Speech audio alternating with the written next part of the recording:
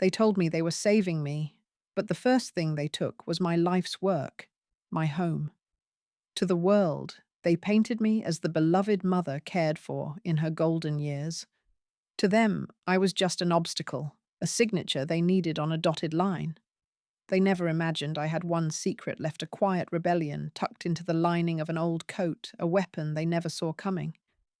Stick with me to see how a ghost in her own house learned to haunt her tormentors back.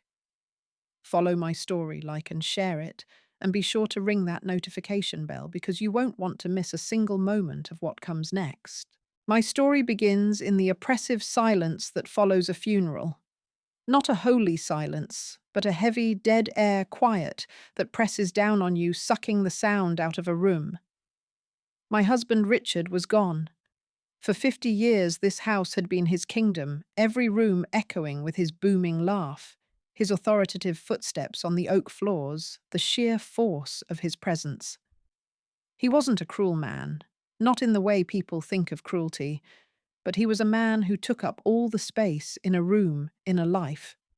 My life. And now, in his absence, the house felt cavernous, a hollowed-out shell.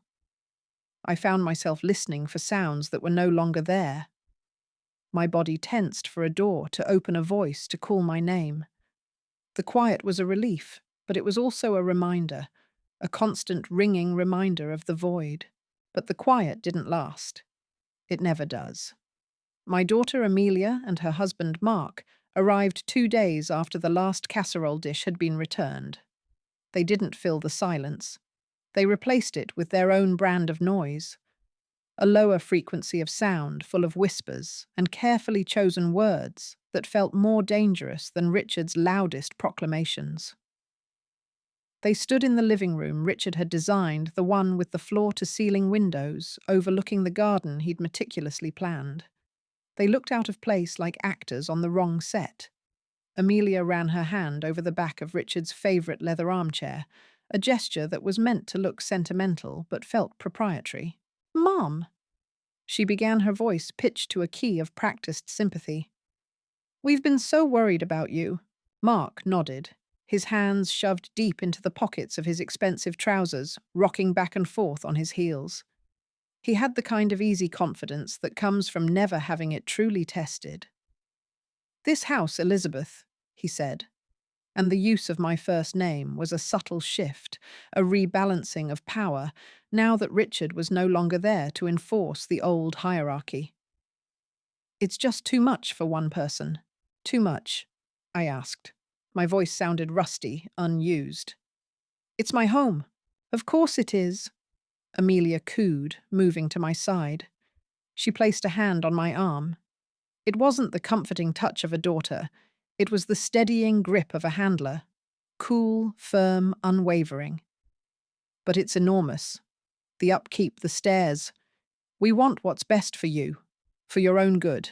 There it was. That phrase. For your own good. The three most dangerous words in the English language.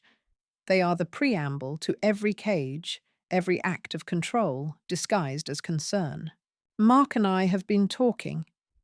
She continued, her eyes flicking towards her husband, a silent, coached exchange passing between them. "We have that lovely big house over in Northwood, plenty of room. We want you to come live with us. We'll take care of everything." The offer was presented like a precious gift, wrapped in the silk of filial duty. But I saw it for what it was. I saw the glint of the key, heard the faint click of the lock. They weren't offering me a room in their house. They were claiming all the rooms in mine. They spoke of downsizing and practicality, but I heard a different vocabulary. I heard annexation, seizure, surrender. They saw a grieving widow, a frail old woman who had spent half a century in the shadow of a powerful husband. They assumed that without him, I was nothing.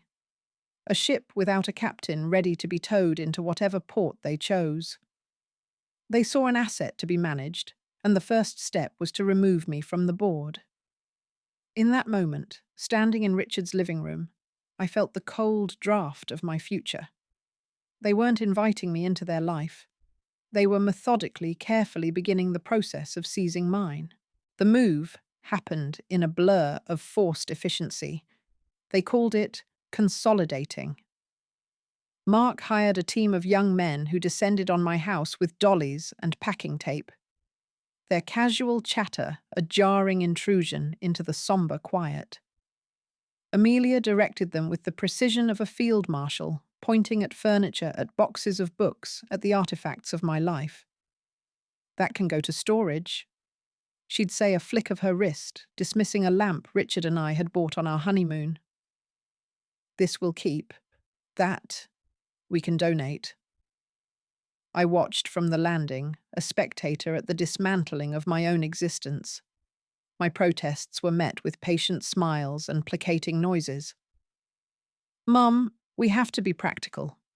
You can't take everything. Their guest room." The space they had so magnanimously offered me was the attic. Of course they didn't call it the attic. They called it the loft suite. A clever bit of marketing. It had been converted years ago, a project Richard had started but never quite finished. It had drywall and a single, sad-looking electrical outlet, but it was still the attic. The air was thin and smelled of dust and forgotten things. The single dormer window was small and high, looking out onto the blank brick expanse of our neighbour's house. There was no sky to see, just a wall. A perfect metaphor. The slanted ceiling was the final indignity. I am not a tall woman, but to get from the door to the narrow cot they had placed against the far wall, I had to stoop to bend my spine in a gesture of supplication. "It's got character, doesn't it?" Mark had boomed on the day they showed it to me, his voice echoing in the hollow space. He was so proud of their solution, so pleased with their generosity. He couldn't see the humiliation. Or maybe he could, and that was the point. The humiliation was a physical thing. It was the bitter taste of the instant coffee I made each morning with water from the tiny bathroom they'd squeezed under the eaves. It was the ache in my back from the cot's thin mattress. It was the chilling draft that snaked up through the floorboards, a constant reminder that I was in the most neglected, most forgotten part of the house. This was my new reality, a prisoner under my own roof. I was a ghost relegated to the rafters while life carried on below me. They moved their essentials, as they called them, into my master bedroom. The bedroom Richard and I had shared for 47 years, the one with the bay window and the walk-in closet. I would lie on my cot at night and hear the floorboards creak below me. I could hear the murmur of their television, the sound of the shower running in my bathroom. Sometimes I would hear their laughter. It was the worst sound of all. It floated up the narrow staircase, a casual, happy sound that felt like a deliberate act of cruelty. It said, "We are here living your life, and we are happy. You are up there forgotten, and it doesn't matter." One night, unable to sleep, I crept down the stairs. The house was dark, except for the glow of a nightlight in the hall. The door to my old bedroom was ajar. I peered through the crack. My vanity, the one Richard had given me for our 10th anniversary, was cluttered with Amelia's things. Jars of expensive creams, makeup brushes in a cup, a half-empty glass of wine. Mark's golf shoes were kicked off by the door. They hadn't just occupied the space. They had contaminated it with their presence, erasing every trace of me, of my life with Richard. I felt a surge of something cold and hard in my chest. It wasn't just grief or sadness. It was rage. A quiet, deep, and patient rage. They thought they had put me away, stored me in the attic like a piece of old furniture. They had miscalculated. You don't store a person. You can't. A person, no matter how quiet, no matter how old, still has a mind. And my mind was beginning to work. The walls in that house were thin, or perhaps desperation had sharpened my hearing. The old cast-iron heating grates, which Richard had always insisted were more authentic than modern vents, became my ears. They were a direct line from my cold attic prison to their warm command center in the living room below. At night, after they thought I was asleep, their voices would drift up, distorted by the metal, but clear enough for me to piece together their strategy. They spoke as if I were already gone, a piece of legal paperwork to be processed. The market in Westport is peaking. Mark's voice would rumble, confident and clinical. Zillow estimates are through the roof. We could get 7 figures easy. Maybe more if we stage it right. Pay off the mortgage on our place, the credit cards. We'd be clear. But we have to handle her. Amelia's voice was sharper, threaded with a desperate anxiety I recognized. It was the same tone she used when she was a teenager and wanted the car keys, a mix of entitlement and fear. She still legally owns half the house. Dad's will was clear. We can't sell it without her signature. She'll sign, Mark would say, his voice dismissive. Where's she going to go? What's she going to do? We're taking care of her. She should be grateful. Grateful. The word echoed in my silent room. I was supposed to be grateful for my cot, for my view of a brick wall, for the privilege of listening to them plot the liquidation of my life. The financial assault was next. It was swift and brutal. Amelia sat me down at the kitchen table one morning, a stack of my own mail in her hand. She had a look of performative concern on her face, the one she used for her Instagram photos. "Mom?" she said, her voice gentle. "I was going through the bills, and things seem a bit overwhelming. It's a lot to manage." She fanned out my credit card statements, my bank records. "We think it would be simpler just while you're settling in if Mark and I help you manage things, just to take the burden off your shoulders." She didn't ask. She informed. She slid my checkbook across the table towards her side. She held out her hand for my wallet. I stared at her perfectly manicured fingers, the diamond from Mark, sparkling under the kitchen light.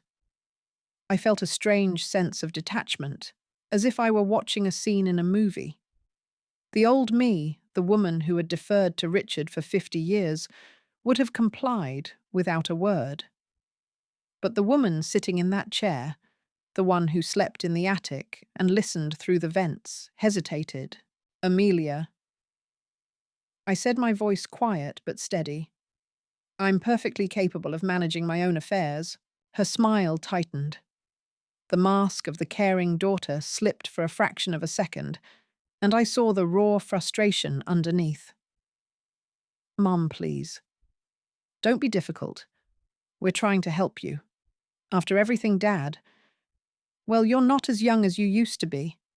It's easy to get confused." It was a threat wrapped in the language of care. Confused. The word hung in the air between us. It was the foundation they were laying for the next step, the one I could now see with horrifying clarity. If I fought them, I wasn't being difficult. I was being confused. I was losing my faculties. I was becoming incompetent. Slowly, deliberately, I opened my purse and handed her my wallet. Her fingers closed around the worn leather. It felt like she was removing an organ. The next Friday, she placed 2 $20 bills on my bedside table. "Here's your allowance for the week, Mom," she said brightly. "For any little things you might need. $40, an allowance." I was 72 years old. I had raised a child, managed a household, buried a husband, and I was being given an allowance like a teenager. The humiliation was so profound, it was almost surreal. That afternoon, while I was upstairs eating a can of lukewarm soup for dinner because I didn't want to be in the way while they were entertaining, I heard a ping from the old tablet I kept. I had managed to keep it hidden from their sweep. They'd deemed it too old to be of any value. I had connected it to the neighbor's unsecured Wi-Fi, a small act of digital trespassing that felt like a major victory. A notification popped up. Amelia had posted a new photo to her Instagram. I clicked on it. There she was, standing in my garden, bathed in the golden light of the late afternoon sun. She was holding a mug, and smiling serenely at the camera. Mark must have taken the picture. The caption read, "A quiet moment of reflection. So grateful to be able to be here taking care of my wonderful mum. She's my hero. Family first. Caring for mom. Blessed." The post had hundreds of likes. Comments poured in from her friends, from distant relatives, from strangers. "You're such a good daughter, Amelia. Your parents raised you right." "Sending love to your mum?" I stared at the image, at the curated lie glowing on the screen. The world saw a devoted daughter, a saint. They saw a woman sacrificing for her family. I saw my jailer posing for a photo op in the prison yard. The disconnect was dizzying. They weren't just taking my house and my money. They were stealing my story, rewriting it with hashtags and filters to fit their own narrative. I closed the tablet. The image of Amelia's smiling face burned into my mind. The cold rage in my chest began to smolder. They thought I was a ghost. They were about to find out that ghosts can learn to haunt. Richard had been a man of rigid habits. His life was a fortress built of routine, controlling, yes, but predictable as the tide. Every Friday for the 40 years I knew him, he performed the same small ritual. At precisely 4:45 p.m. on his way home from the office, he would stop at Murphy's Corner store. He would buy a copy of the Wall Street Journal and a single lottery ticket. Always the same numbers: 4, 08, 15, 16, 23, 42. They were the birth dates of his mother, his father, and himself. My birthday was never included. It was a small telling omission that I had stopped noticing decades ago. After he died, and after I was exiled to the attic, I found myself clinging to the wreckage of our shared life, searching for something that was mine. Most of his habits had been suffocating, but this one was different. It was a private act, a quiet transaction with hope that he never spoke of. And in the bleak new landscape of my life, I decided to claim it. My captors, in their infinite mercy, allowed me one sanctioned outing a week. A 1-hour walk to the local park. It was framed as being for my health, but I knew it was to get me out of the house so they could speak freely. That hour became the most important 60 minutes of my week. I would walk with my head down a stooped old woman in a worn coat, the very picture of harmless irrelevance. But inside, I was a spy on a mission. My route to the park took me right past Murphy's. The first time I went in, my heart hammered against my ribs. It felt like a monumental act of defiance. The bell above the door chimed the same sound that had heralded Richard's arrival every Friday for 4 decades.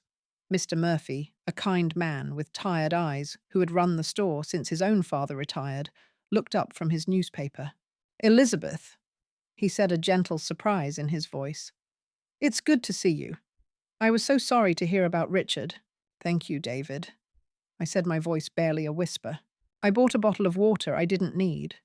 And then, as I was about to leave, I turned back. "And a lottery ticket, please."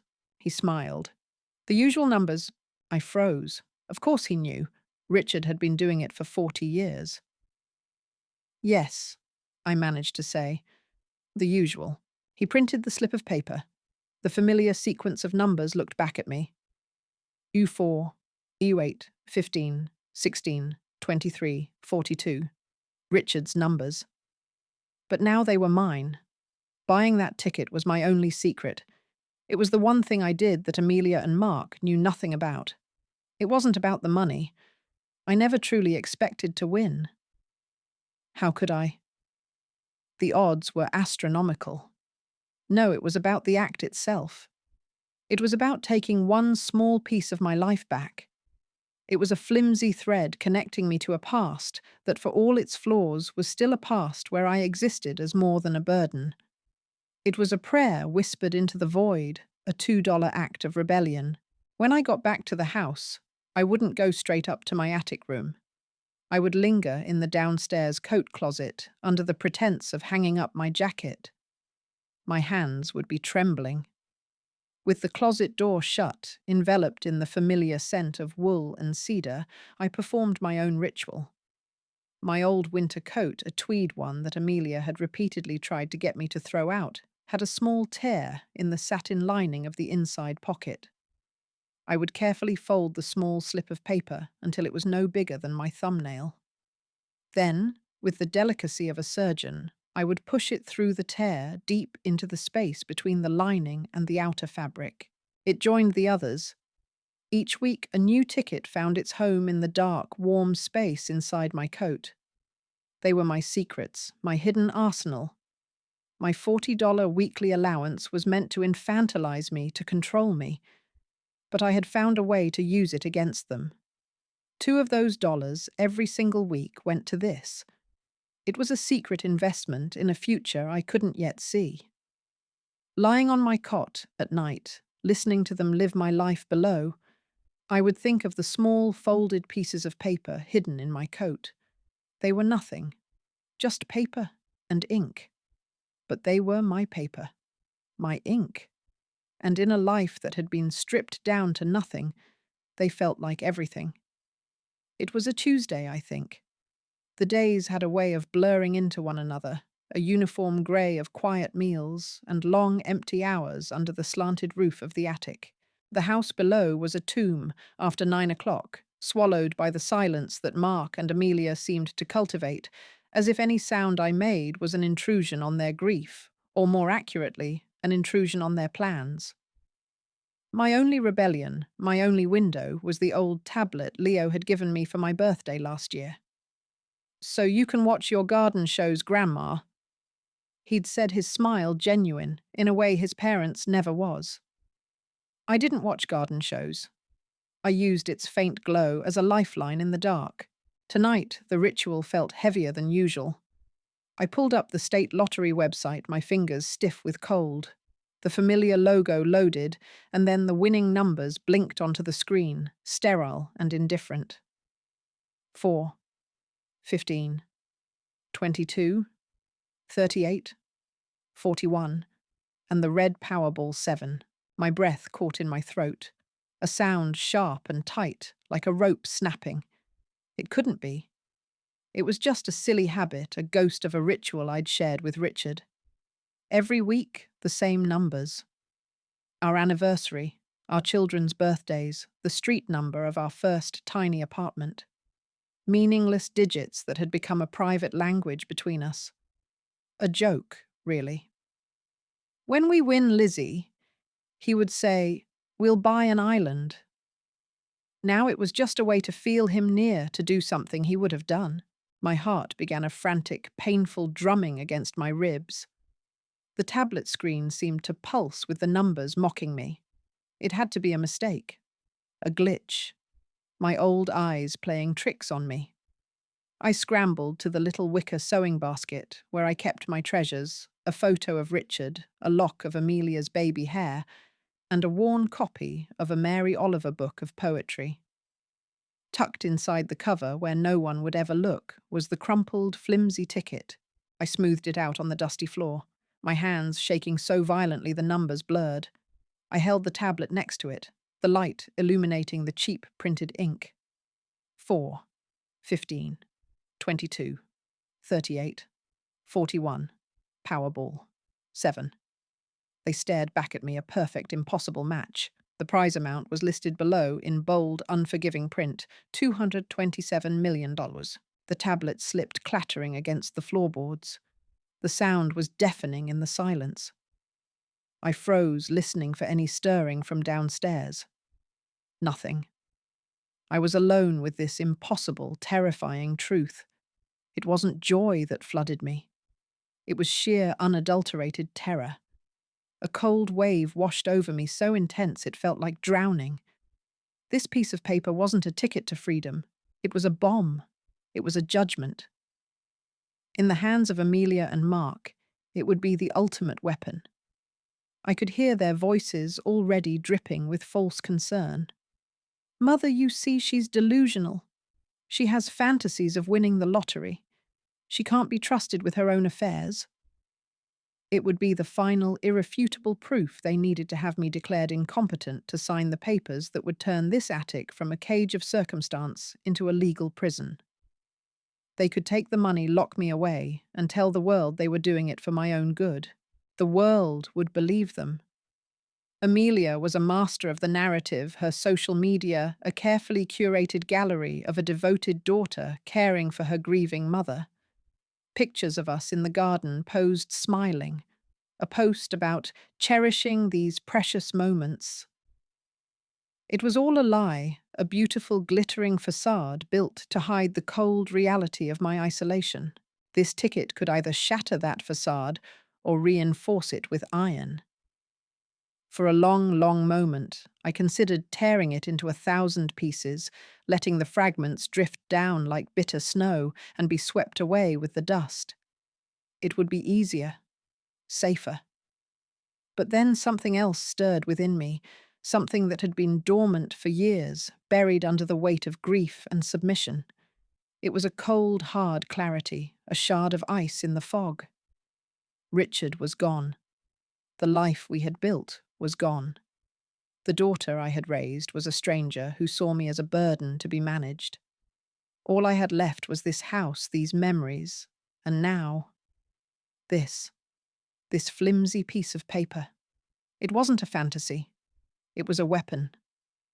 And for the first time since Richard's funeral, I realized I had a choice. I could be a ghost in my own house, or I could learn to fight. I picked up the ticket, folded it carefully, and slipped it back into the book of poems. The bomb was armed. Panic is a fire. It can consume you, or you can use it to forge something new. For 2 days I lived with that fire, the secret of the ticket burning a hole in my mind. Every creak of the floorboards from downstairs sent a jolt of fear through me. Every time Amelia brought up my tray of food with that pitying smile, I had to force myself to meet her gaze to keep my own expression placid and vacant. The terror was still there, a constant hum beneath the surface, but it was now overlaid with a new thrumming sense of purpose. Then I remembered the phone. Months ago, Leo had come to visit alone. He'd pressed a small, generic-looking smartphone into my hand. "It's a burner, Grandma," he'd explained, seeing my confusion. "Prepaid, no contract. Sometimes the data plans are cheaper for streaming. Just keep it for emergencies, okay? If you ever need to call, and you don't want Mom or Dad to know." At the time, I'd been touched, but bewildered. What kind of emergency would require such secrecy? I had tucked it away in a shoebox, with old greeting cards, another piece of the strange modern world I didn't quite understand. Now it was a lifeline. That night, after the house fell into its customary deep silence, I retrieved it. The shoebox smelled of old paper and lavender sachets. The phone felt alien in my hand, cold and smooth. I powered it on the screen, lighting up my small corner of the attic like a miniature dawn. I connected it to the neighbor's unsecured Wi-Fi, another trick Leo had shown me, just in case yours ever goes out. Huddled under my thinnest blanket, I began my work. On the tablet, I opened an incognito browser window, a digital ghost. My fingers, clumsy, at first began to type. I didn't search for local lawyers. That was too risky. Mark had connections in town. He was a junior partner at a small real estate firm, a big fish in our little pond.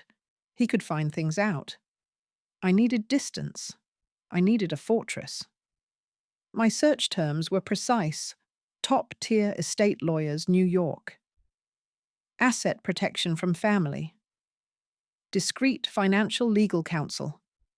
Conservatorship defense attorney. The names that came up were from another world. Gleaming Manhattan law firms with names that sounded like old money and quiet power. I scrolled past the men in sharp suits, the ones whose faces radiated an aggressive confidence that reminded me too much of Mark. And then I saw her. A woman named Evelyn Chen. Her photo was professional, but not intimidating. She wasn't smiling a wide, artificial smile. Her expression was one of quiet competence, of focused intelligence. Her biography was brief and to the point. Yale Law, specializing in complex estate litigation and elder law. The website described her as a fierce advocate for her clients' autonomy. Autonomy. The word resonated deep inside me. It was everything I had lost. My heart hammered as I found the Contact Us page. It offered a secure video consultation. Using the burner phone's new untraceable number, I filled out the form. I requested the earliest available appointment, which was for the following afternoon. I barely slept that night, my mind racing. What would I say? How could I make this stranger, this high-powered New York lawyer, believe me? The next day was an exercise in pure agony. I feigned a headache to stay in my room, listening to Amelia and Mark moving about downstairs, their voices a low, indistinct murmur. At 2 o'clock, I locked my attic door, a flimsy little hook-and-eye lock that was more symbolic than functional, and sat on my bed, the burner phone propped against a stack of books. When the call connected, Evelyn Chen's face appeared on the screen. She was in a bright, modern office, a window behind her showing a sliver of a skyscraper. She looked just like her photo. Calm, composed. "Mrs. Hastings?" she asked. Her voice was steady without judgment or pity. "Yes." I managed my own voice, a dry, reedy whisper. I had to clear my throat. "Yes, that's me. Thank you for speaking with me." "Of course," she said. "Your intake form was very brief. It just said you wished to discuss matters of personal autonomy. Why don't you tell me what's going on?" "Elizabeth May, I call you Elizabeth." That simple question, the use of my first name as an equal, almost undid me. I took a deep, shaky breath. "My husband passed away several months ago." I began the words, tumbling out, quiet and rushed. I told her about my daughter and son-in-law moving in. I told her about being moved to the attic. I told her how they had taken my credit cards and checkbook, giving me a small cash allowance. For my own good. I described the suffocating kindness, the constant monitoring the feeling of being a guest, a prisoner in my own home. I laid out the architecture of my cage piece by painful piece, but I didn't tell her about the lottery. Not yet. That was my ace, my secret weapon, and it was too soon to play it. I needed to know if she would take me seriously without the promise of a massive payout. I needed to know if she saw a person worth fighting for, not just a lucrative case. She listened.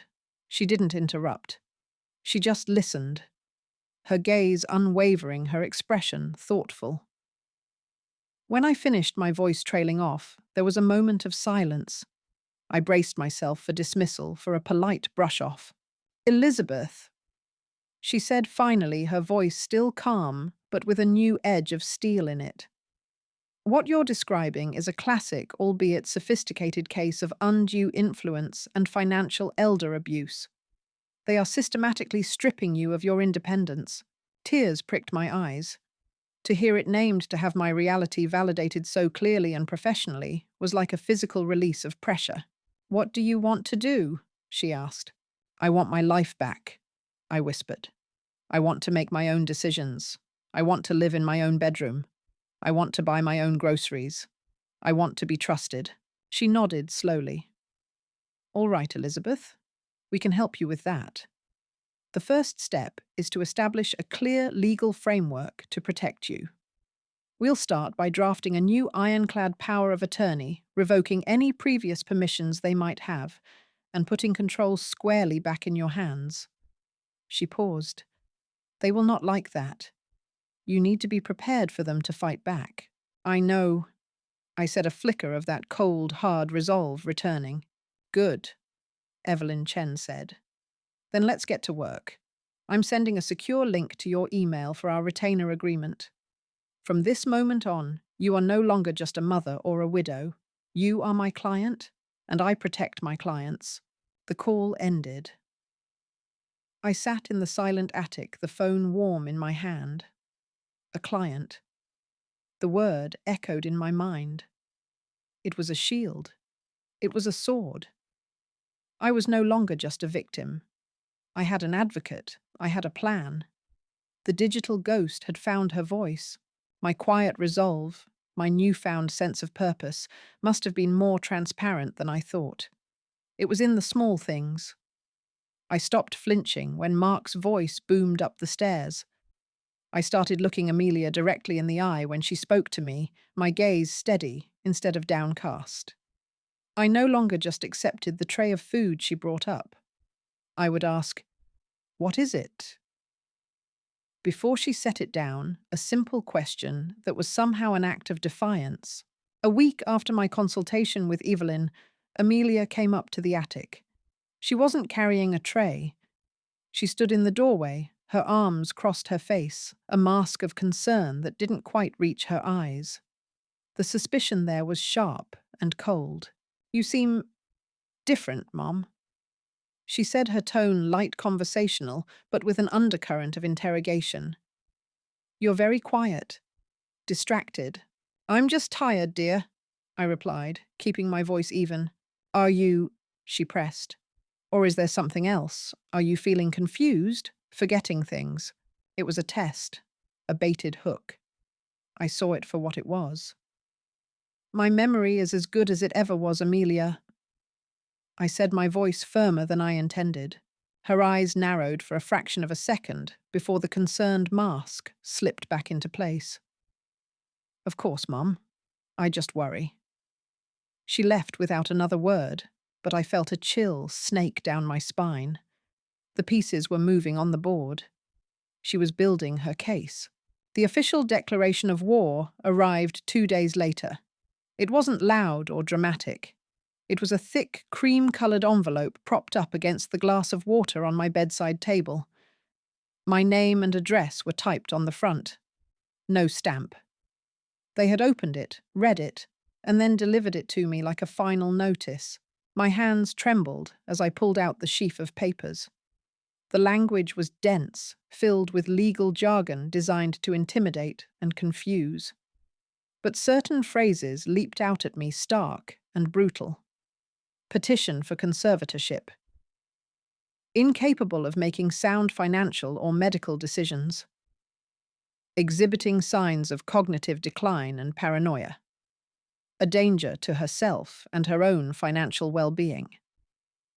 It named Amelia as the proposed conservator of my person and Mark as the conservator of my estate. It mentioned an appointment they had already scheduled for me with their lawyer and a psychiatrist, a neutral third-party evaluator. This was it. The legal cage. They weren't just suggesting it anymore. They were actively building it around me using the very mechanisms of the law that were supposed to protect people like me. My heart hammered against my ribs, a frantic, trapped bird. The room felt smaller, the slanted ceiling lower, as if the walls were physically closing in. For a moment, the old despair washed over me.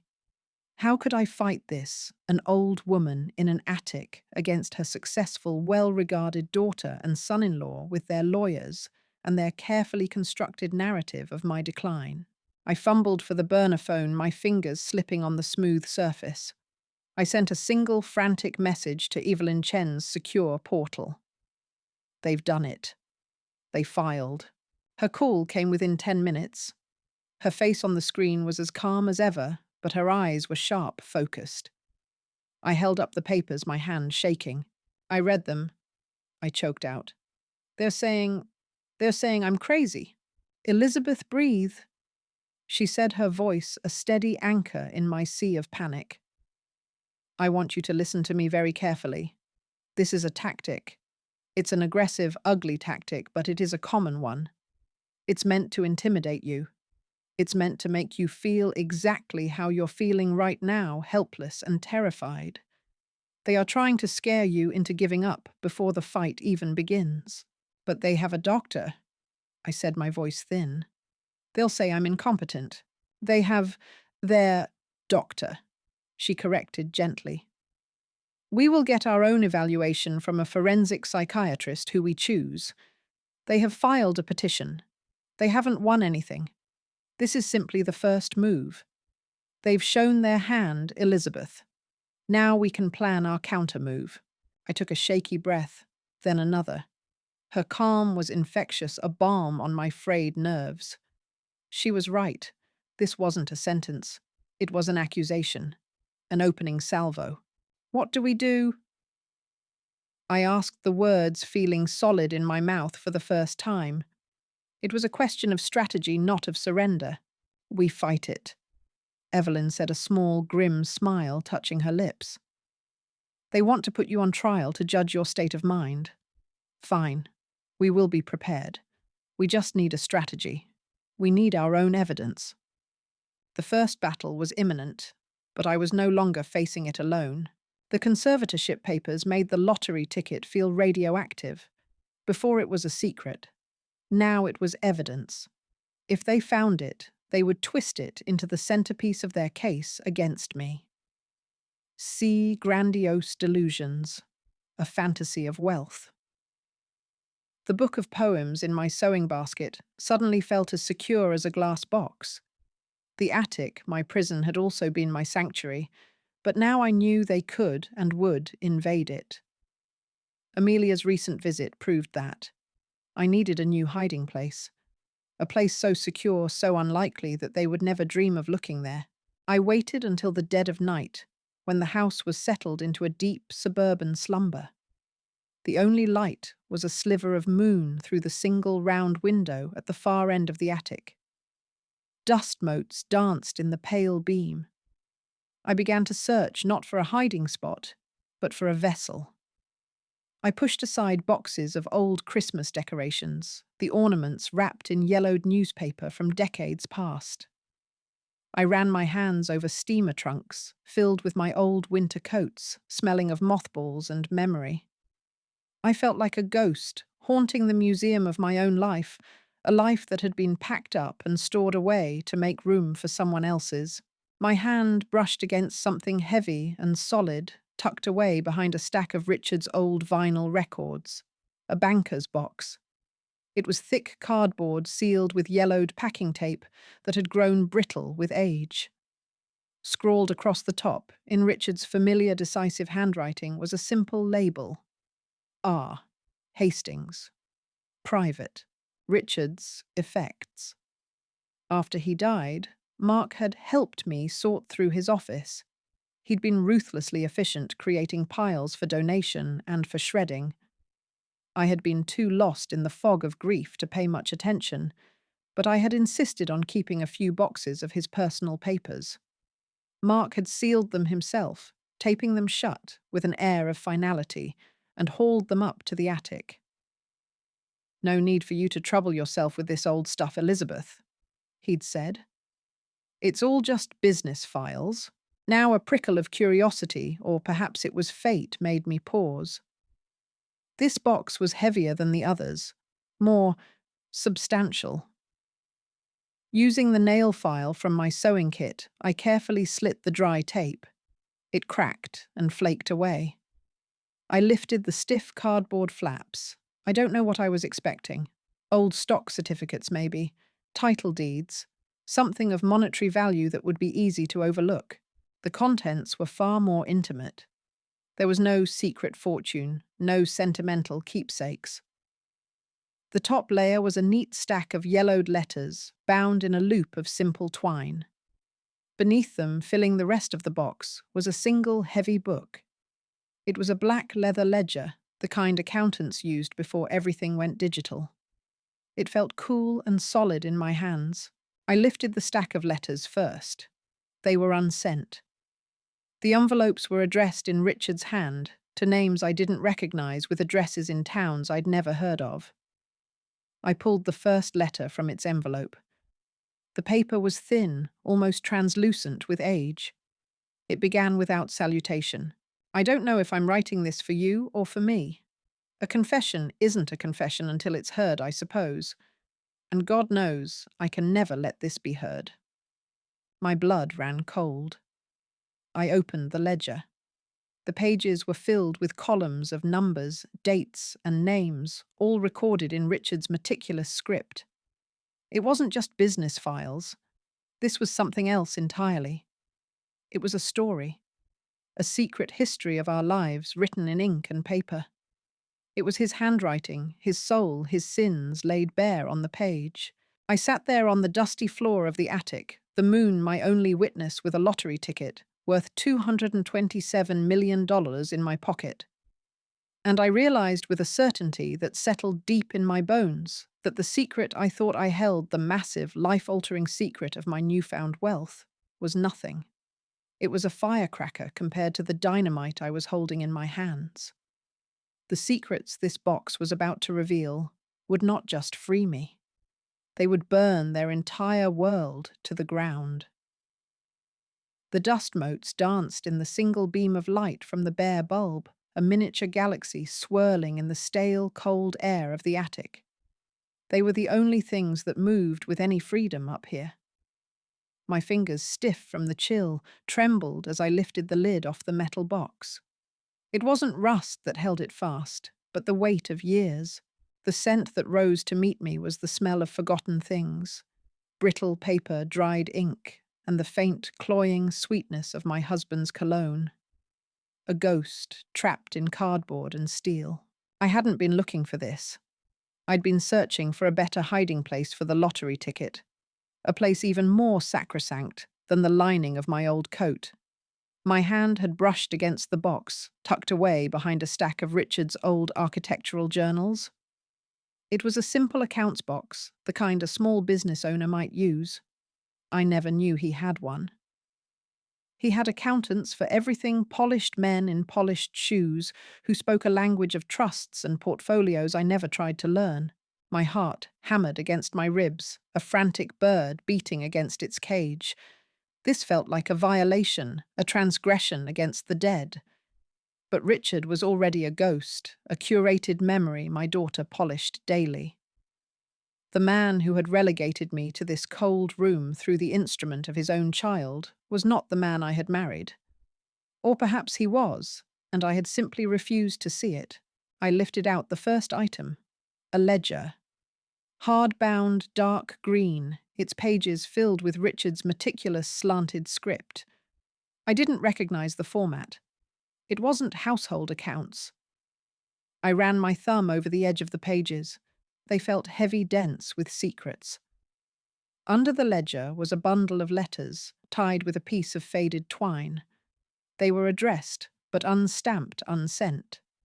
Envelopes yellowed with age, bearing names I knew. I set the letters aside. The ledger called to me first. The truth I felt would be in the numbers. Numbers don't lie. They just are. I sat on the dusty floor, my back against a trunk filled with baby clothes, Amelia's tiny sweaters and booties. The irony was a bitter pill. I opened the ledger. The first few pages were standard investments, stock symbols, and dates. But then the entries changed. The heading on the top of page 5 read, Insurance Premiums, Private Accounts. The names began. The first was Arthur Millington. I knew Arthur. He and his wife Carol used to own the bakery downtown. They made the cake for Amelia's 16th birthday. A good man always had a bit of flour on his nose.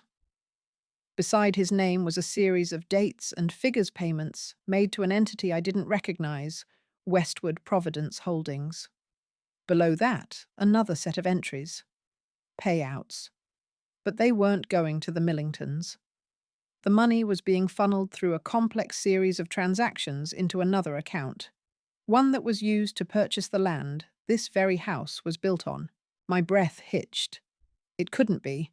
I read it again. And again. Richard had been their insurance agent. I remembered now. Arthur had told Richard over a barbecue one summer that he was worried that he wanted to make sure Carol was taken care of if anything happened to him. Richard had clapped him on the back and said, "Don't you worry, Art. I'll set you up with a policy that's ironclad." Ironclad. I turned the page. The next name was the Giordano family. They owned a small chain of local grocery stores. They went bankrupt in the late 90s. The whole town gossiped about it. Bad investments, people said. A shame. Their son, Marco, had been in the same class as Amelia. I remember her coming home from school, saying how sad it was that they had to sell their house and move away. Richard had shaken his head, a mask of sympathy on his face. A tragedy, he'd said. You have to be so careful with money. According to the ledger, the Giordano's had paid Richard, or rather Westward Providence Holdings, nearly $500,000 in premiums over 7 years for a commercial liability policy. A policy that I now saw from the fine print in Richard's notes was entirely fictitious. The paper it was written on was worthless.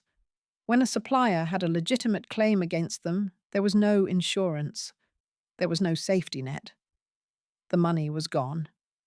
It had been invested, the profits skimmed, and the principal funneled into the very stock portfolio that paid for Mark's law school education. My stomach turned. I felt a wave of nausea so profound I had to press my hand to my mouth. The air in the attic was suddenly thick, unbreathable. I was sitting inside a mausoleum built of fraud. This house, this monument to Richard's success, the home Amelia worshipped as a temple to her father's genius, was a tombstone marking the financial graves of our friends, our neighbours. There was a third family, the Wards, a young couple who had bought a life insurance policy from Richard before their first child was born. When the husband, David, was killed in a car accident, the policy never paid out. There were complications, Richard had told the poor widow, loopholes. He'd even helped her with the funeral arrangements, the picture of a compassionate friend. The money from their premiums had paid for the marble countertops in Amelia's kitchen downstairs. The countertops she ran her hands over every morning, a self-satisfied smile on her face. The silence in the attic was absolute. The city outside, the birds, the wind, it all vanished.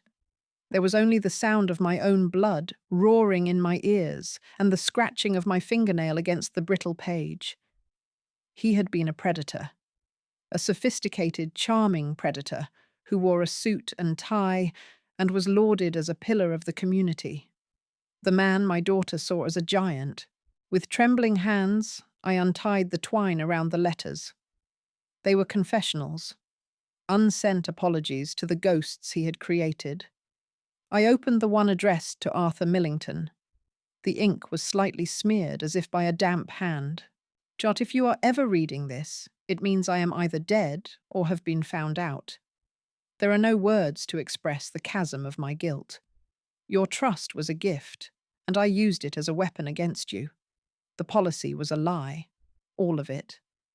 The money you gave me to protect your family, I used to build my own. I see you in the market sometimes, and I have to turn away. I can't bear the sight of your honest face. It was signed simply R. I dropped the letter, as if it were on fire. The self-loathing was palpable, practically bleeding from the page. But there was no remorse strong enough to make him send it. No guilt deep enough to make him stop. He had lived with this, carried this poison inside him for decades. I picked up the next one, addressed to no one in particular. It seemed to be a page from a journal he never kept. She sees me as a giant. Amelia. She looks at this house, at our life, and she sees the product of hard work and brilliance. She doesn't see the cracks in the foundation. She doesn't know that my feet are made of clay. If she ever knew, if she ever found out that the man she worships is a fraud, a common thief dressed in expensive clothes, it would destroy her. Her faith in me is the only pure thing I have ever built. It is a cathedral of lies, and I am its false idol. I have to protect it. I have to protect her from me. And there it was. In that single horrifying paragraph, I finally truly understood my daughter. It wasn't just about the money. It wasn't just greed that made her lock her own mother in an attic. It was fear. It was a desperate, clawing, terrifying need to preserve the myth of Richard. She had absorbed his biggest lie, the lie of his own perfection, and made it the central pillar of her own identity. She wasn't just protecting his legacy, she was protecting herself. To admit he was flawed was to admit her entire world was a sham. The house, the money, the social standing, it was all evidence of his greatness. And any threat to that evidence, including a mother who might have her own ideas about her own property, had to be neutralized, contained, silenced. I wasn't just a prisoner in my own home. I was a loose thread in the tapestry of my daughter's grand delusion. And she would pull me, snip me, do whatever it took to keep the fiction from unraveling. A cold calm settled over me, chilling me more than the attic air ever could. The rage was gone, replaced by something harder, something crystalline. The lottery ticket wasn't a life raft anymore. It was a weapon. But the ledger, this thin book of sins, this was the ammunition.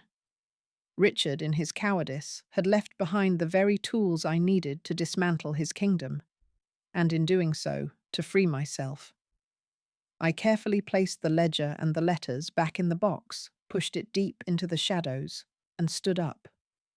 The dust motes settled around me, but I no longer felt like one of them. I was the storm that was coming to scatter them to the wind. The psychiatrist's office was the exact opposite of my attic. It was a study in beige. Beige walls, beige carpet, beige armchairs that were supposed to be soothing, but felt like they could absorb your soul. It was sterile, quiet, and suffocatingly neutral. Dr. Aris Thorne was a man in his late 40s, with kind eyes and a professional, practiced calm. He wore a grey sweater that looked soft.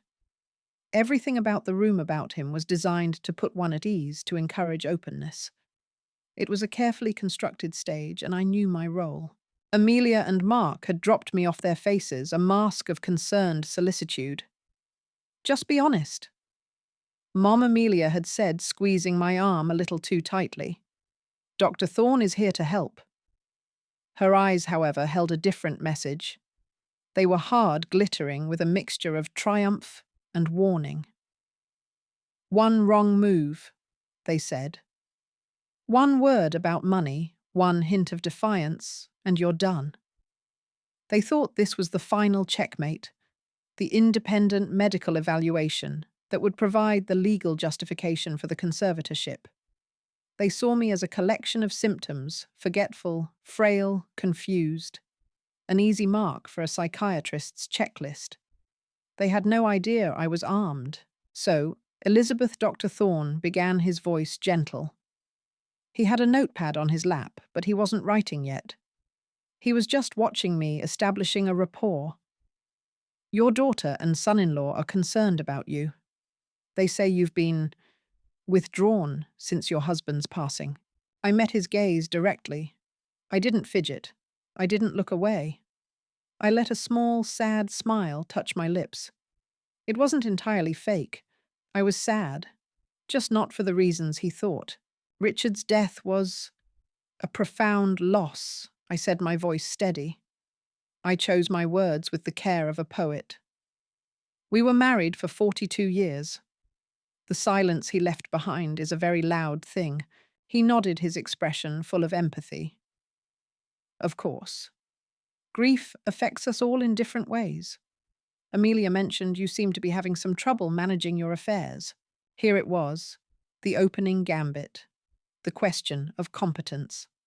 I didn't rise to the bait. I didn't get defensive. Instead, I leaned into the truth. My truth. "I can see why she would think that," I said, sighing softly. I looked down at my hands folded in my lap. Amelia. She adored her father. To her, he wasn't just a man, he was an ideal, a pillar of strength. He built a wonderful life for us, and she feels an immense pressure to protect that. I paused, letting the words hang in the air. I had planted the first seed, pressure. Dr. Thorne's pen still hadn't moved. Protect it from what? I looked up at him again, my eyes wide, and I hoped full of a mother's weary wisdom. From the complexities of life, I suppose. from the messiness that comes after a great man dies. Richard carried a lot of weight on his shoulders, Doctor.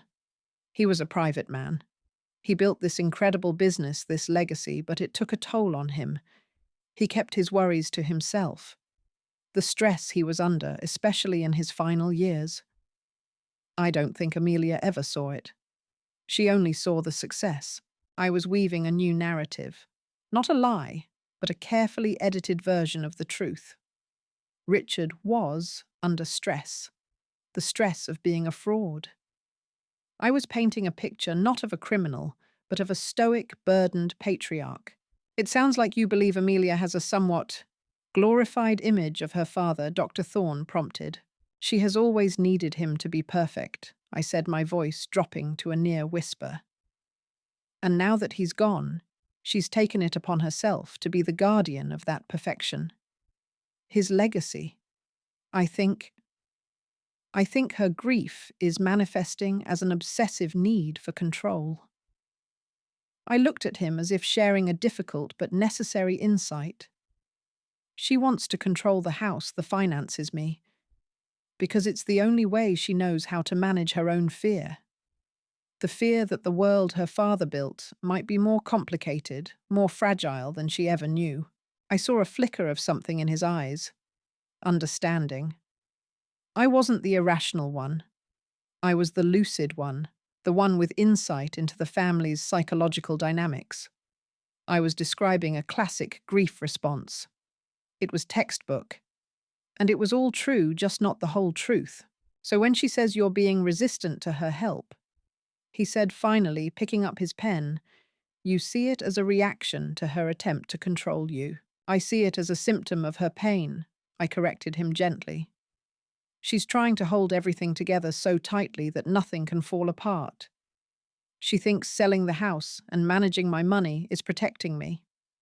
But what she's really trying to protect is the memory of her father, an uncomplicated memory. And I am a complication. I am a reminder that life is moving on, that things are changing. It frightens her. We talked for nearly an hour. I answered every question with the same calm sadness, the same rational, empathetic tone.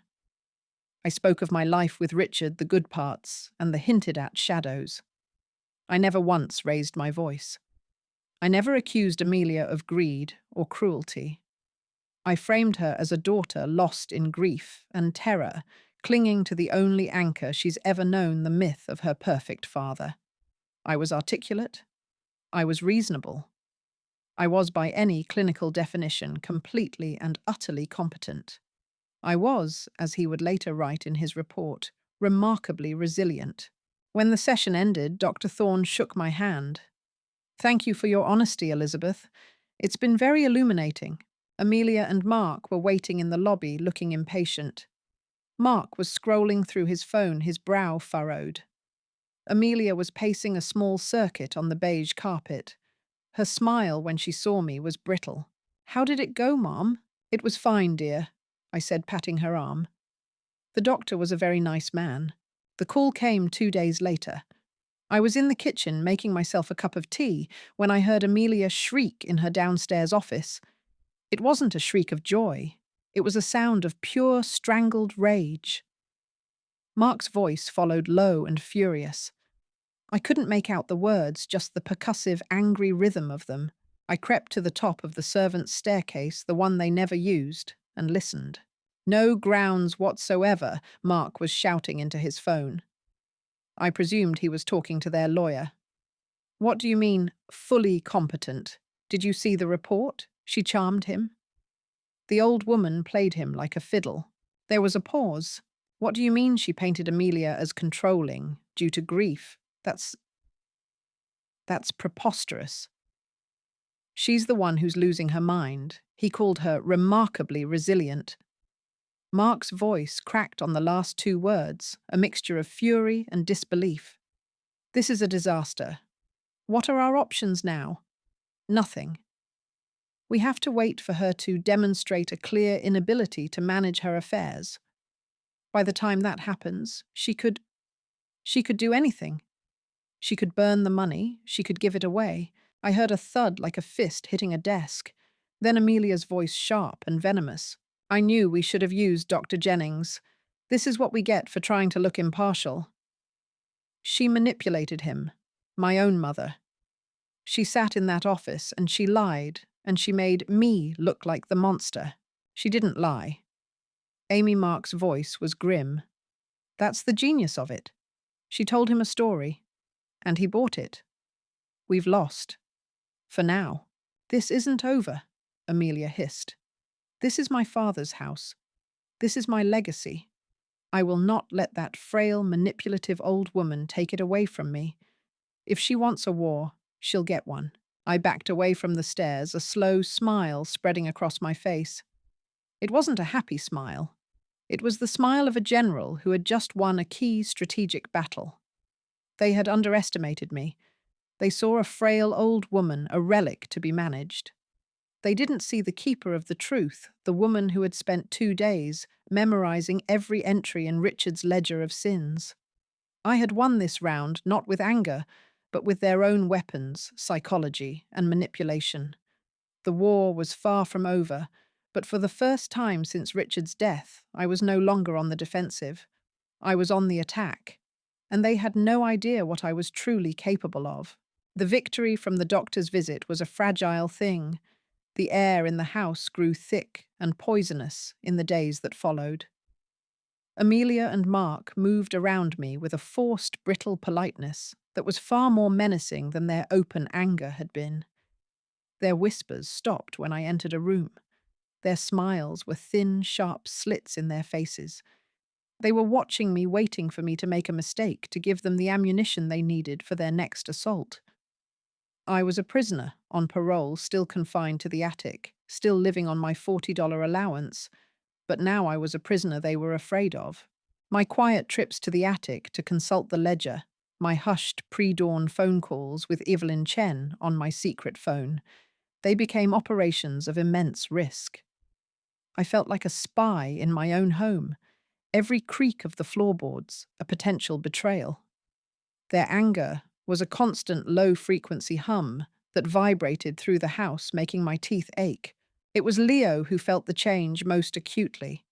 He was 16 at that awkward age, where he was no longer a child, but not yet a man, and he possessed a child's sensitivity to the emotional weather of a home. He saw the storm clouds his parents were trying to ignore. He saw the false brightness in their eyes and the tension in their shoulders.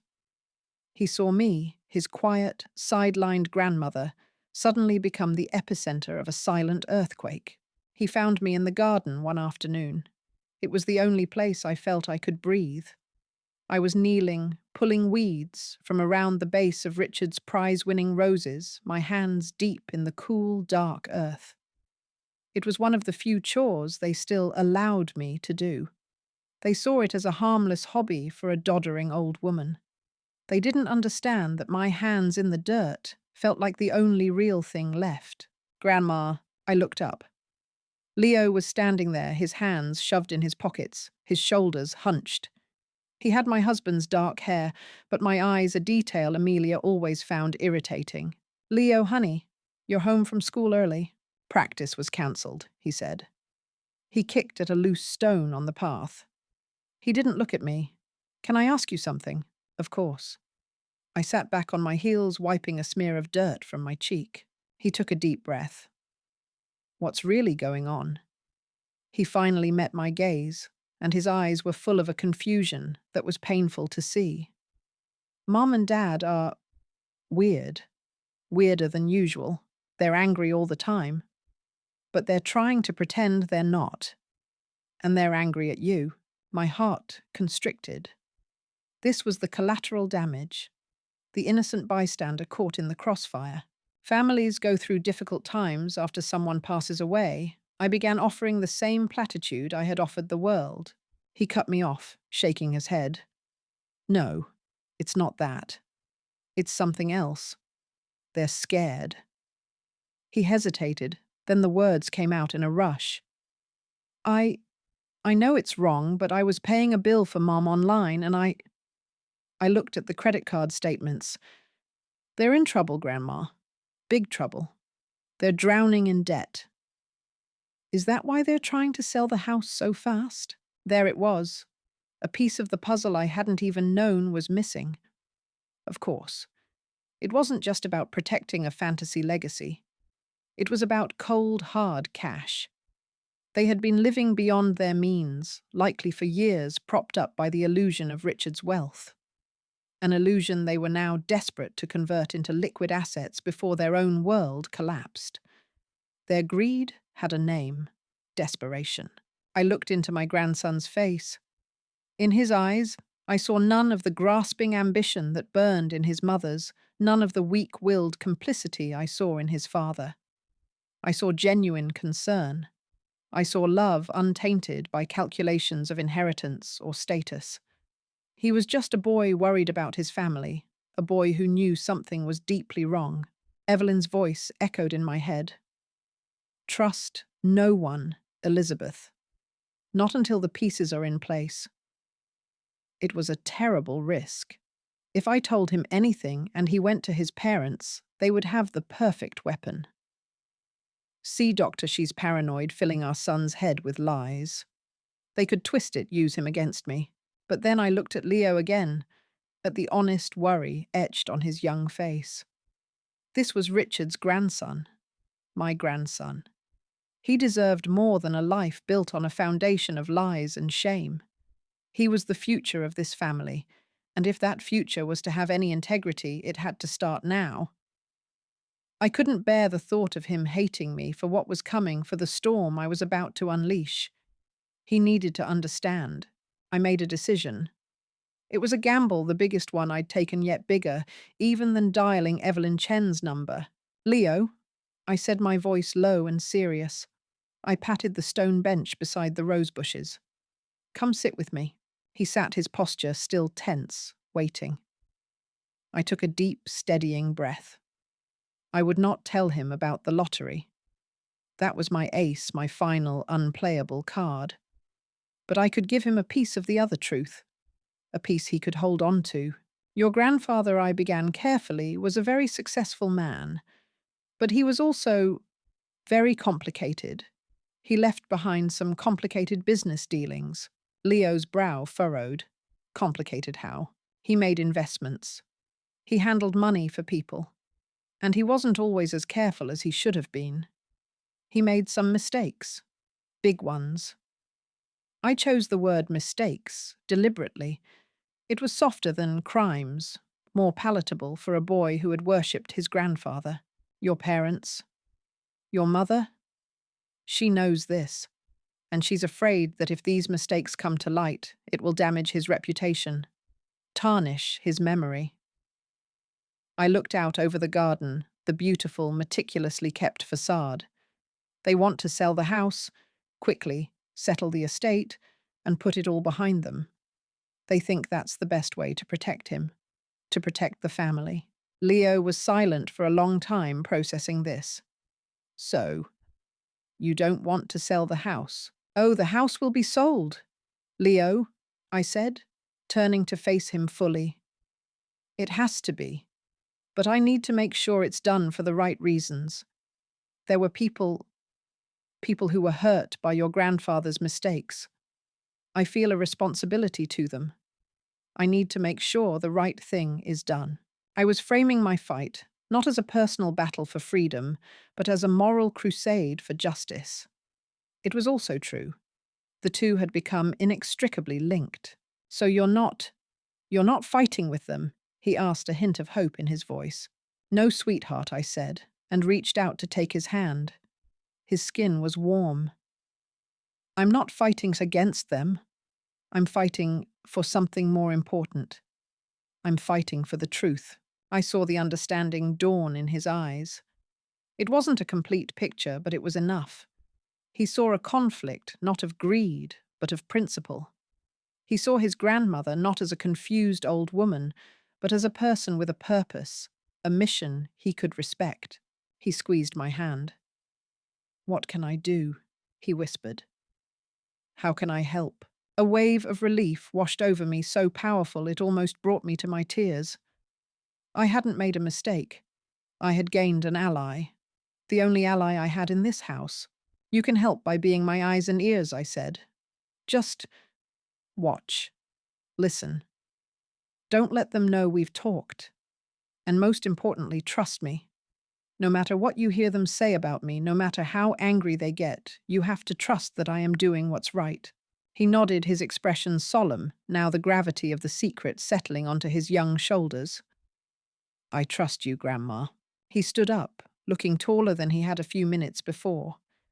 The scared boy was gone, replaced by a young man who had been given a purpose. He had chosen a side. He had chosen the truth. As I watched him walk back toward the house, back into the lion's den, I knew I was no longer entirely alone in my fight. I had the law on my side. I had a fortune in the bank. And now I had my grandson. The board was set. The pieces were moving. And the end was coming. The quiet hum of the old refrigerator was the only sound I allowed myself to focus on as I plated the shepherd's pie. It was a dense, honest meal, the kind Richard and I used to eat on Tuesday nights before the money came, before the lies built this house around us like a mausoleum. The scent of roasted potatoes and savory meat filled the cavernous kitchen, a ghost of a simpler life. With Ms. Chen's guidance, every legal and financial thread had been tied off. The winnings from Richard's weekly habit, that strange little ritual I'd continued out of a stubborn loyalty to a man I no longer knew, were secured in a blind trust so airtight it was a fortress. I was anonymous. I was free. All that remained was this final act. I carried the plates into the dining room. The table, a monstrous slab of polished mahogany Richard had bought at an auction, could seat 20. Tonight, it held only 4. Amelia and Mark were already seated, their heads bent together, their voices low and conspiratorial. Leo sat opposite them, his back straight, his eyes following me as I set down the plates. He looked older than his 17 years, his face a mask of quiet observation. "Smells delicious, Mom," Amelia said, not looking up from her phone. She was scrolling through Zillow, the faint blue light illuminating a face that had grown hard with entitlement. "Mark was just saying the new owners will probably gut the kitchen first. All this dark wood is so dated. They'll want something open concept. White marble, maybe." Mark grunted in agreement, shoveling a large forkful of pie into his mouth. "The bones are good, though," he said, chewing. "Great bones.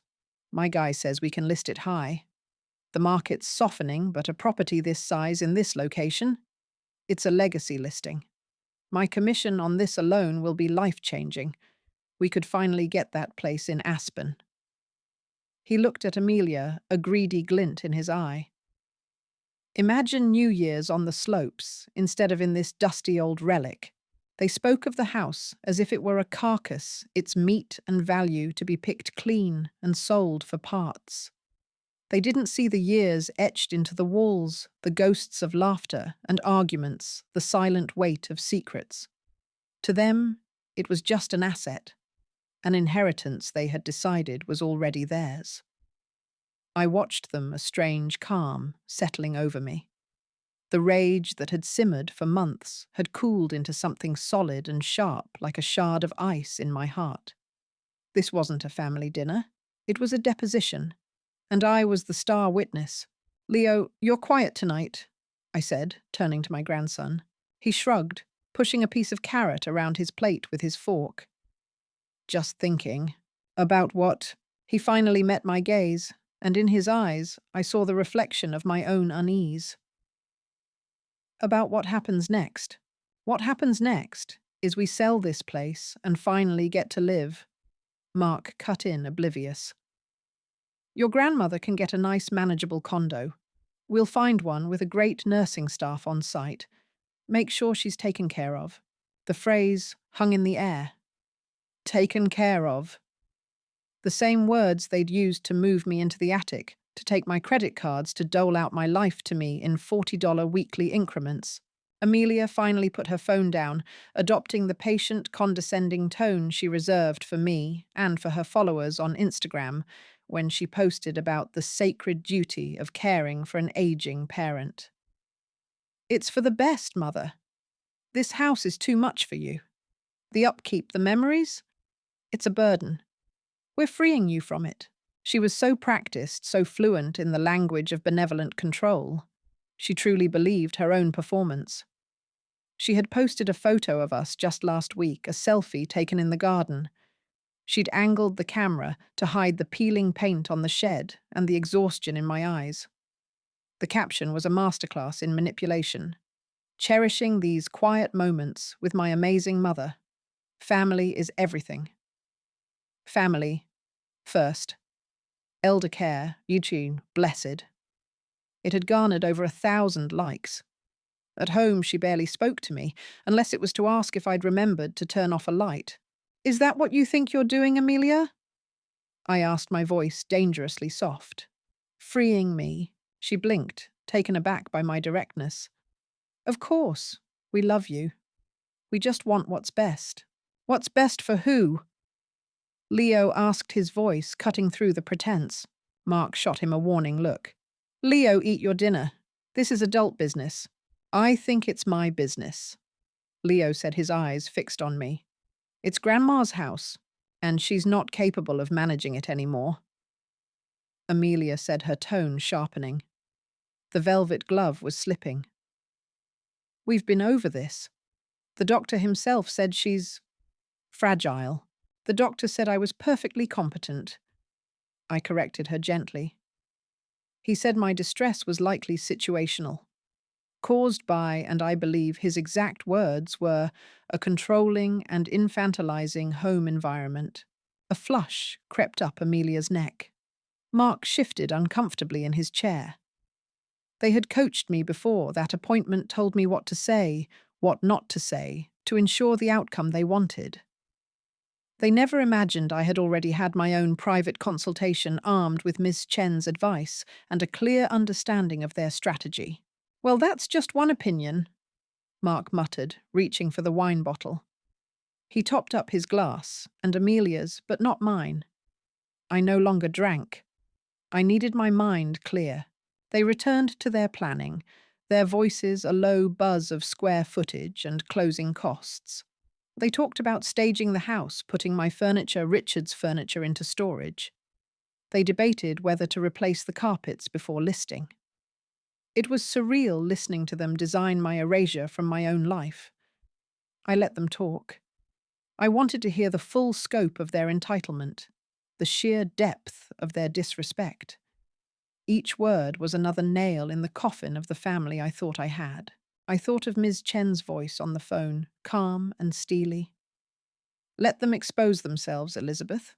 The truth has more power when it stands in stark contrast to the lie. The shepherd's pie grew cold on our plates. The meal meant to evoke a shared, humble past was a failure. They didn't remember that past.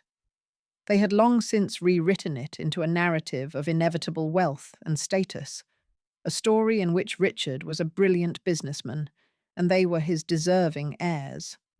They had forgotten the lean years, the patched clothes, the worry, or perhaps they had chosen to forget. The truth was inconvenient. I waited until Mark was explaining the benefits of a cash offer, how it would expedite the process, how they could have the money in their accounts within 30 days. He was practically salivating. That was my cue. I placed my fork and knife together on my plate with a quiet click. The sound was small, but in the sudden silence that followed, it echoed like a gunshot.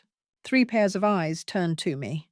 Before we discussed the house any further, I said, my voice perfectly steady, "There's something you need to see." I stood up and walked to the grand sideboard that stood against the far wall. It was another of Richard's ostentatious purchases. Inside, behind a stack of linen napkins I was never allowed to use, was the past. I didn't tremble as I retrieved the items. My hands were firm. I returned to the table and, with a quiet thud, placed the heavy black ledger in the center of the polished wood. Next to it, I laid the stack of letters tied with a faded ribbon.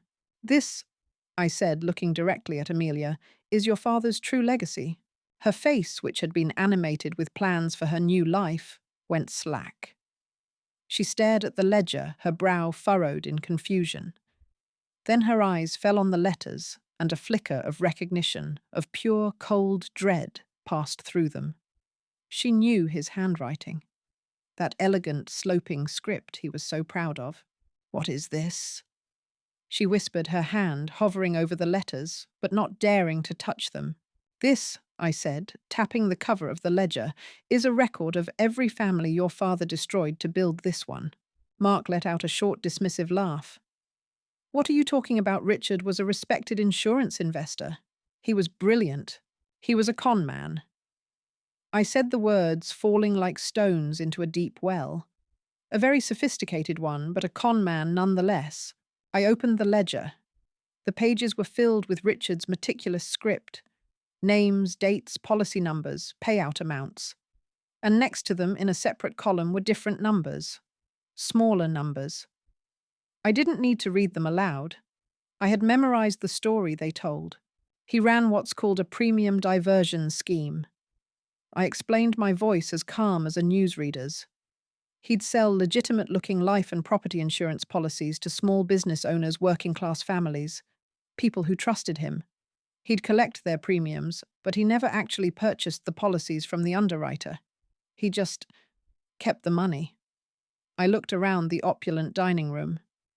He used it to buy all of this. Amelia was shaking her head, a frantic, jerky motion. No, that's not true. He was a good man. He provided for us. He loved us. The money was real, Amelia. His love for you was real. But the foundation it was built on was a lie. I pushed the stack of letters toward her. He knew it. He lived in terror that you would find out. That's what these are. Confessions. Dozens of them. Written late at night when the guilt became too much. He never had the courage to send them. I didn't need to embellish. The truth was stark enough. I told them about the Garcias, a family who owned a small bakery. They paid Richard for fire insurance for 10 years. When their bakery burned down, they discovered their policy didn't exist. They lost everything. I told them about Mr. Henderson, a retired mechanic, who bought a life insurance policy to provide for his wife after he was gone. When he died of a heart attack, his widow was left with nothing but medical bills and a worthless piece of paper. The Garcias' bakery. I said, my voice low. The money they lost paid for your sweet 16-party Amelia, the one with the pony.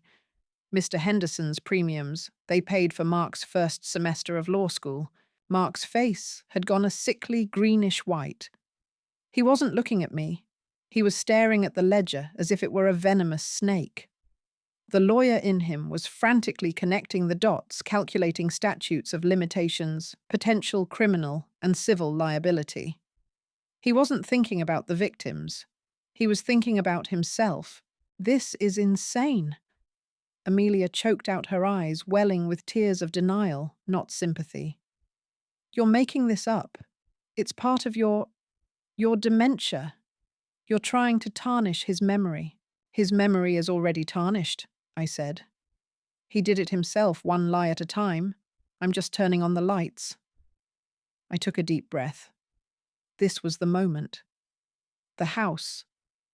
I concluded, my gaze sweeping over the gilded cornices and the silk wallpaper, is a monument to his guilt. It was built with stolen money, stolen futures, and it's the only thing of value I have left to make amends. Amelia stared at me, her mouth opening and closing silently like a fish gasping for air. What do you mean, make amends? Mark asked, his voice strained. My plan is already in motion, I said, feeling a surge of power, the clean, cold power of justice. I have established a trust, managed by my lawyer, Ms. Chen. The house will be sold at market value. Every last cent of the proceeds will be anonymously distributed to the descendants of the families listed in this ledger. It won't give them back their bakeries or their fathers, but it's a start. It's the inheritance Richard truly left behind. A debt. Amelia stared at me, her world collapsing in real time. The carefully constructed cathedral of her father's sainthood was being bulldozed before her eyes. "You're lying," she whispered the words, ragged. "You're a bitter, crazy old woman trying to hurt me." She lunged for the ledger, but Leo, in a movement so swift it surprised us all, put his hand on it first. "Let her finish," he said, his voice quiet but firm. He looked at his mother, and for the first time there was no adoration in his eyes, only a profound and weary disappointment. Mark looked like he was going to be sick. He was no longer thinking about Aspen. He was thinking about public disgrace, about the implosion of the comfortable life he had married into. "Elizabeth," he began, trying to sound reasonable, the lawyer trying to regain control of the room. "You can't do this. The legal ramification. This is our home." "It was never your home, Mark. It was my prison," I said flatly. "And you were my jailers. You and my daughter." I turned my gaze back to Amelia. Her face was a ruin. The denial was her last fortress, and it was crumbling. "You accuse me of being crazy. You tried to have me declared legally incompetent so you could seize my assets. The very assets your sainted father stole from others. The irony is breathtaking, isn't it? He loved me," she sobbed, clutching at the last thread. "My father loved me." "I'm sure he did," I said, my voice softening for a moment, a flicker of the old pity I used to feel for her. "But he loved his image more, just like you do, Amelia." I reached into the simple cloth purse that sat on the chair beside me. It was the only bag I owned that they hadn't taken from me. It held my library card, a tube of lip balm, and my freedom. "And one more thing," I said, my hand closing around a single folded piece of paper. They probably expected me to pull out Richard's old will or some other relic from the past. Mark tensed, likely preparing a legal argument. I didn't pull out the lottery ticket. The real ticket was safely in a vault, handled by people I trusted. Instead, I pulled out a simple, crisp bank statement. A statement from my new trust account, the one established by Ms. Chen, the one that held the lottery winnings. I unfolded it and slid it across the polished table. It stopped directly in front of Amelia. The number at the bottom of the page was so long, so obscene with its commas and zeros, that it looked like a misprint. $227 million. The silence in the room was absolute, heavier than any sound. Mark's jaw literally dropped. Amelia stared, her eyes wide, uncomprehending. She looked from the paper to my face and back again. The confusion, the denial, the greed, the rage, it all warred across her features. "You took my wallet," I said, my voice even. "You took my checkbook. You gave me $40 a week and told me to be grateful. You thought you had me. You thought you controlled everything." I leaned forward slightly. Richard's weekly habit. That stupid, hopeful little ticket he bought every Friday. It finally paid off. For me, I stood up the chair, scraping back against the hardwood floor. The sound was final. "My things are already gone. I've been moving them out for weeks while you were at work, planning how to dispose of me. A suitcase here, a box there. It's amazing what you don't notice when you're not really looking." I picked up my purse. "The locks will be changed at 9 a.m. tomorrow. A security service will oversee the removal of your belongings. You have until then. The house no longer belongs to any of us. It belongs to the past." Amelia didn't scream. She didn't rage. She made a strange, wounded, guttural sound deep in her chest. It was the sound of a life built on two pillars, her father's sainthood and her future inheritance, crumbling to dust in the exact same instant.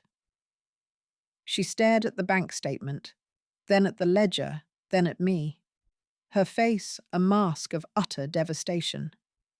The perfect daughter, the grieving child, the social media angel, It all evaporated, leaving behind a hollowed-out woman who had just lost everything she ever valued. I didn't wait for a response. There was nothing left to say.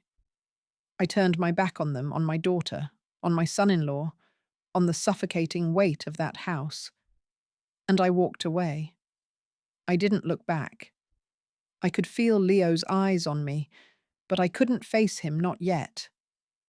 At the front door, I didn't pause. I opened it and walked out into the cool night air. A simple black sedan was idling at the curb, exactly as Ms. Chen had arranged. The door opened, and I got in, leaving the wreckage of their lives behind me in the soft glow of the dining room light. My new home is small. The realtor called it a charming coastal cottage, which is real estate speak for tiny and old. But it's perfect. The front window looks out over the Pacific, a vast, restless expanse of grey and blue. The air that comes through the open screen smells of salt and pine, a clean, sharp scent that scours the lungs. It doesn't smell of dust and deceit. The only ghost here is the fog that rolls in from the sea in the mornings. Freedom, I'm learning, is a quiet thing. It isn't a victory parade. It's the simple, unobserved luxury of making my own coffee in the morning, of walking on the beach, without asking permission, of sitting in a worn armchair with a book, and knowing no one will interrupt me to tell me I should be doing something more productive. But freedom has a cost. I lost my daughter that night. I see her face sometimes when I close my eyes, the utter blankness of her shock, the way her world simply ceased to exist. A part of me, the mother in me, aches at the memory. But then I remember the coldness in her eyes in the attic, the casual cruelty of her words, and I know I didn't lose her that night. I had lost her long before, to an inheritance of greed and lies she had embraced with open arms. The break was just a matter of when, not if. My family is broken. Perhaps it was always broken, held together only by the weight of Richard's money and the force of his secrets. Now the money is gone, or rather it is being rerouted toward a fragile, anonymous kind of justice. And the secrets are out. All that's left are the pieces. This morning, as the sun broke through the coastal fog, painting the sky in soft shades of orange and pink, my phone buzzed on the little table beside me. It was a new phone with a new number. Only two people had it, Ms. Chen and Leo. My heart seized for a moment. I was afraid of what it might say. Condemnation, an accusation, a plea on his mother's behalf. I picked it up. It was a text from Leo. My hands trembled slightly as I read the words. "Are you okay, Grandma?" I read the letters. All of them. "I understand. I'm glad you're free." The tears that came were not the hot tears of sorrow, or the bitter tears of rage I had cried in that attic room. They were quiet, warm tears of profound, bone-deep relief. The house was gone.